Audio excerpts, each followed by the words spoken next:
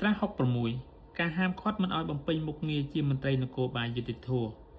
នៅពេលដែលអគ្គព្រះអាជ្ញាអមសាឡាអតួយល់ឃើញថាមានសភាពធ្ងន់ធ្ងរនៃកំហុសដែលប្រព្រឹត្តដោយមន្ត្រីនគរបាលយុតិធធម៌ណាម្នាក់មានវិសមភាពជាមួយនឹងការបំពេញមុខងារអគ្គព្រះអាជ្ញាអមសាឡាអតួមានសិទ្ធិប្រកាសចេញវិធានការដូចខាងក្រោម 1. ហាមឃាត់មិនឲ្យបំពេញមុខងារជាមន្ត្រីនគរបាលយុតិធធម៌ជាបណ្ដោះអាសន្នសម្រាប់រយៈពេល5ឆ្នាំយ៉ាងច្រើនបំផុត 2. ហាមឃាត់មិនឲ្យបំពេញមុខងារជាមន្ត្រីនគរបាលយុតិធធម៌ជាស្ថាពរមុននឹងចេញសេចក្តីសម្រេចរបស់ខ្លួនអគ្គព្រះអាជ្ញាអមសាឡាអតូក៏ហៅមន្ត្រីនគរបាលយុតិធធម៌និងកត់ត្រាទុកនៅសេចក្តីសម្រេចសង្ខេបរបស់មន្ត្រីនោះសម័យជនអាចរកជំនួយពីមេធាវីឬពីទីប្រឹក្សាម្នាក់តាមការជ្រើសរើសរបស់ខ្លួនសេចក្តីសម្រេចពីការហាមឃាត់ត្រូវតែបញ្ជាក់សំអាងហេតុសេចក្តីសម្រេចត្រូវផ្ដល់ជាដំណឹងដល់រដ្ឋមន្ត្រីក្រសួងមហាផ្ទៃឬរដ្ឋមន្ត្រីក្រសួងការពារជាតិទៅតាមករណីនីមួយៗសេចក្តីសម្រេចនេះអាចជាកម្មវត្ថុនៃបណ្ដឹងតវ៉ាទៅរដ្ឋមន្ត្រីក្រសួងយុតិធធម៌ដែលអាចប្រកាសបដិសេធចោលការសម្រេចហាមឃាត់ឬបន្ថយរយៈពេលនៃការហាមឃាត់របស់អគ្គព្រះអាជ្ញា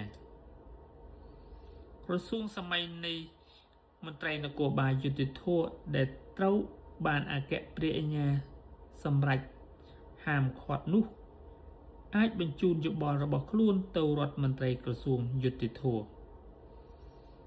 មន្ត្រីនគរបាលយុតិធធម៌ដែលត្រូវបានអគ្គព្រះអាជ្ញាសម្រេចហាមឃាត់អាចដាក់ពាក្យបណ្ដឹងតវ៉ាដោយមានសំអាងហេតុ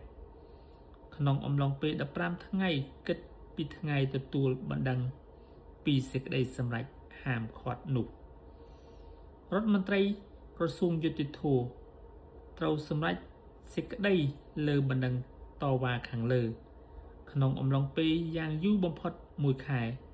គិតពីថ្ងៃទទួលពាក្យបណ្ដឹងសេចក្តីសម្រេចនេះមិនអាចប្តឹងតវ៉ាបានឡើយក្នុងអំឡុងពេលដែលអាចធ្វើបណ្ដឹងតវ៉ានិងអំឡុងពេលនៃការសម្រេចសេចក្តីលើបណ្ដឹងតវ៉ាមន្ត្រីនគរបាលយុតិធធម៌ដែលត្រូវបានអគ្គព្រះអាជ្ញាសម្រេចហាមឃាត់នោះមិនអាចបំពេញមុខងារជាមន្ត្រីនគរបាលយុតិធធម៌ឡើយមន្ត្រីនេះអាចបំពេញមុខងារជាមន្ត្រីនគរបាលយុតិធធម៌វិញបានប្រសិនបើរដ្ឋមន្ត្រីក្រសួងយុតិធធម៌សម្រេចបដិសេធចោលការសម្រេចហាមឃាត់ឬបន្ថយរយៈពេលនៃការហាមឃាត់កិច្ចទាំងឡាយដែលមន្ត្រីនគរបាលយុតិធធម៌បានបំពេញដោយបំពេញសេចក្តីសម្រេចពីការហាមឃាត់របស់អគ្គព្រះអាជ្ញាអមសាឡាអូតូនេះត្រូវចាត់ទុកជាមោឃៈ